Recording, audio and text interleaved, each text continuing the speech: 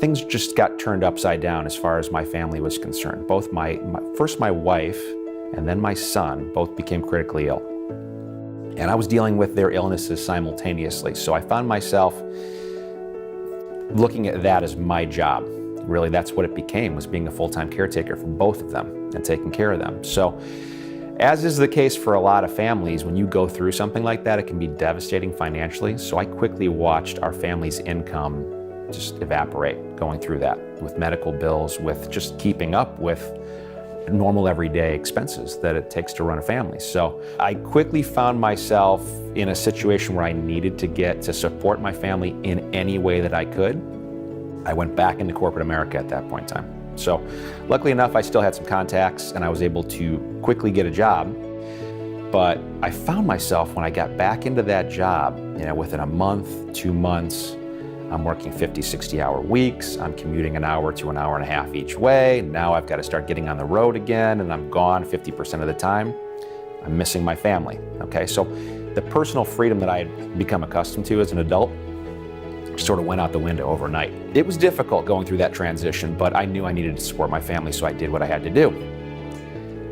As those responsibilities kept mounting and I was away from my family more and more, I found myself missing things, important, critical things, especially when it came to the treatment of my wife and my son. So I'll never forget, there was a moment where I was on a conference call, and it was just an impromptu conference call, and they tell me, Marty, you've got to be in these places next week, you got to go. So I hung that up, and the next call I get was my wife. She calls me up and she says, don't forget that really important oncology appointment we have next week. And I said, honey, I can't make it. And I'll never forget the sound of her voice when I told her I couldn't make it, that disappointment, and the way I felt when I hung the phone up. I'm like, I've lost my ability to be able to be there for my family in the most important way. It's one thing to provide for your family financially, but it's another thing to be there for them physically and emotionally when they need you the most. So that was my instant realization that I knew I needed to find a way to not only support my family, but to be there for them when they needed me that way. And I just, in my mind, knew that I had to pursue and find something. Oddly enough, I get a phone call that week. It's about our opportunity. I look at this, and normally I would probably disregard something like that, but it just caught me at the perfect time in my life. And thankfully, I did the research and just took it from there, did my due diligence, eventually hooked up with what became my mentor, Jerry, in this business, got my questions answered. And then it was that moment where you just said, okay, well, I can either move forward with this, or I can just continue on this road that I'm traveling on right now. And thankfully, I made the right decision and moved forward, because I think back to where I was there in my life and where I am today.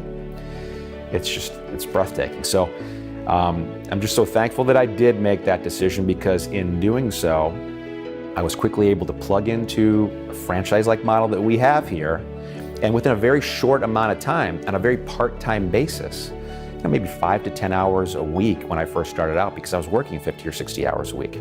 I could take that extra time that I had, invest it in our opportunity, and basically take it to where it became my exit strategy quickly. Within the first 45 days, I was into 5-figure profit mode with this business. And then fast forward into the 5th month I was doing the business, I had, in a 2-day period, income that would take me 2 months to make in my job.